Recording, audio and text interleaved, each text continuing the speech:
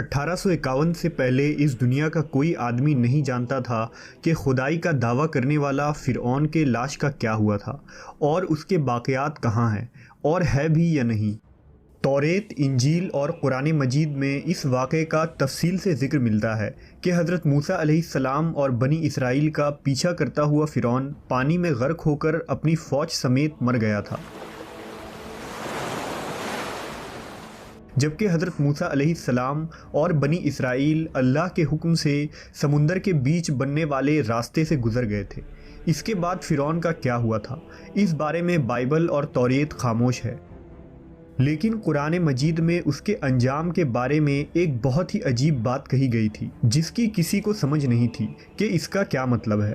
سورہ یونس میں فرعون کا انجام کچھ اس طرح فرمایا گیا تھا، بس ہم تیرے بدن کو سمندر سے نکال کر محفوظ کر لیں گے تاکہ تو بعد میں آنے والوں کے لیے عبرت بن جائے۔ یہ واقعہ آج سے 3500 سال پہلے پیش آیا تھا۔ دراصل فرعون کے سمندر میں ڈوب کر مرنے کے بعد سمندر نے اس کے جسم کو اللہ کے حکم سے باہر پھینک دیا تھا، جبکہ باقی لشکر کا کوئی نام و نشان نہ ملا۔ مصریوں میں سے کسی شخص نے ساحل پر پڑی اس کی لاش کو پہچان کر اہل دربار کو بتایا۔ فرعون کی لاش کو محل پہنچایا گیا۔ درباریوں نے مسالے لگا کر اسے پورے شان اور احترام کے ساتھ تابوت میں رکھ کر محفوظ کر دیا۔ ممی بنانے کے اس عمل کے دوران ان سے ایک غلطی ہو گئی تھی۔ فرعون چونکہ سمندر میں ڈوب کر مرا تھا اور مرنے کے بعد کچھ عرصہ پانی میں رہنے کی وجہ سے اس کے بدن پر سمندری نمک کی ایک تہ جم گئی تھی۔ مصریوں نے اس کی لاش پر اس تہ کو اسی طرح رہنے دی اور اسے ہنوت کر دیا۔ وقت گزرتا رہا، زمین و آسمان نے بہت سے انقلاب دیکھے جن کی گرد کے نیچے سب کچھ دب گیا، یہاں تک کہ فرعون کی ہنوت شدہ لاش بھی زمین کے تہ میں چھپ گئی۔ فرعونیوں کے نام صرف کتابوں، ان کی تعمیرات اور لوگوں کے ذہن میں رہ گئے۔ اس واقعے کے 2000 سال بعد اس دنیا میں اللہ کے آخری نبی حضرت محمد صلی اللہ علیہ وسلم تشریف لائے۔ آپ پر نازل ہونے والی آخری کتاب قرآن مجید میں فرعون کے قصے بڑی تفصیل کے ساتھ بیان کیے گئے تھے۔ اسی سلسلے میں اس فرعون کے جسم محفوظ کرنے کے متعلق آیات بھی نازل ہوئی تھی، جس کی سچائی پر اہل ایمان کا پختہ یقین تو تھا، لیکن وہ سمجھنے سے قاصر تھے کہ اس خدائی کے دعویٰ کرنے والے کی لاش کہاں محفوظ کی گئی اور اسے کیسے عبرت کا نشان بنایا جائے گا۔ سن 1871 عیسوی میں مصر کے ایک شہر الغورنیہ سے تعلق رکھنے والے ایک معمولی چور احمد عبد الرسول کو فرعون کے ہنوت شدہ لاشوں کی طرف جانے والے خفیہ راستے کا پتہ چل گیا۔ وہ اس سرنگ سے داخل ہوتا اور اندر رکھے فرعونیوں کے قیمتی سامان چوری کر کے بیچا کرتا تھا۔ ایک دن کچھ لوگوں نے اسے پکڑ لیا اور پولیس کے حوالے کر دیا۔ وہ جس جگہ سے یہ سامان چوری کر رہا تھا وہ دریائے نیل کے قریب تھا۔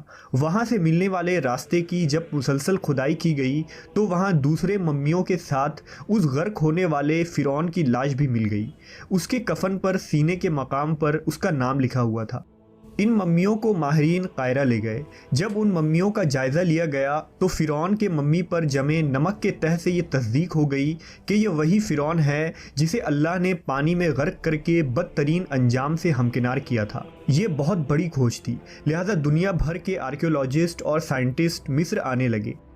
اس کی جانچ کرنے کے بعد دنیا بھر کے ایکسپرٹس نے یہ تصدیق کر دی کہ یہ وہی فرعون ہے جو موسیٰ علیہ السلام کے وقت موجود تھا اور خدائی کا دعوے دار تھا۔ اس کی لاش کو عجائب گھر میں محفوظ کر دیا گیا۔ 1982 میں فرعون کی ممی خراب ہونے لگی تو اس وقت کے مصری حکومت نے فرانس کی حکومت سے درخواست کی کہ فرعون کی ممی کو خراب ہونے سے بچایا جائے، لہذا مصری اور فرانسیسی سائنسدانوں نے مل کر ممی کو فرانس لے جانے کا فیصلہ کیا۔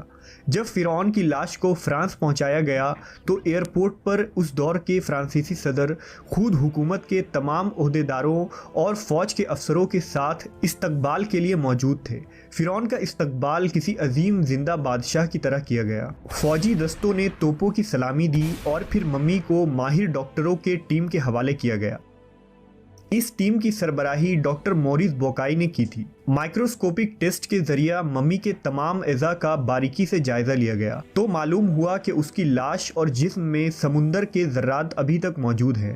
ڈاکٹر موریس نے اس ممی کے بارے میں مزید جاننے کی کوشش کی تو انہیں معلوم ہوا کہ اس ممی کے متعلق مسلمانوں کے نبی حضرت محمد پر اتری کتاب قرآن میں تفصیل سے واقع درج ہے۔ انہیں علم تھا کہ جہاں سے یہ لاش ملی ہے وہ ایک اسلامی ملک ہے، لہذا تجسس کے ہاتھوں مجبور ہو کر وہ مصر پہنچ گئے۔ چونکہ وہ ایک سائنسداں تھے لہٰذا انہوں نے مصر کے ہی ایک اور سائنسداں سے ملاقات کی۔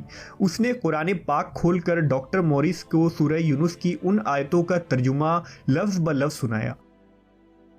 فرعون کا خدائی کا دعویٰ، اس کا پانی میں ڈوب کر مرنا، پانی سے نکال کر اس کی لاش کا ہنود ہو جانا اور پھر دوبارہ لاش کا ملنا اور جدید سائنسی طریقے سے اس کے لاش کو محفوظ کیا جانا، ان سب کا اشارہ ایک جانب تھا اور وہ بہت واضح تھا: تجھے بعد میں آنے والوں کے لیے عبرت کا نشان بنا دوں گا۔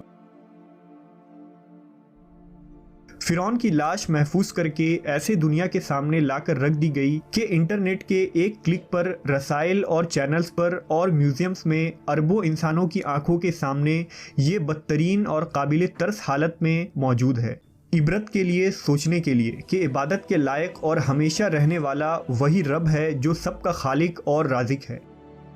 ڈاکٹر موریس آیت کے ترجمے کو سن کر پکار اٹھے: اللہ سچا ہے، قرآن سچا ہے اور اللہ کے نبی سچے ہیں، اور کلمہ پڑھا اور مسلمان ہو گئے۔